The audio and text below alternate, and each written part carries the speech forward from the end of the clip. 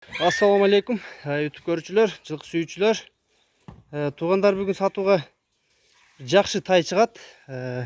Ушул көрүп турган чекчеген тике моюн тору тай туугандар. Азыр маалыматын беребиз туугандар. Бул Россиянын Абакан деген жеринен келген. Аркасы, сорузу, жашы 1 жаштан өттү. Эч бир жеринде кашкалары жок, аркаң бир бутундагы бар туугандар. Кабак башын көрсөңөр болот. Көкүрөк алдынан көрсөтүп коеюн толук.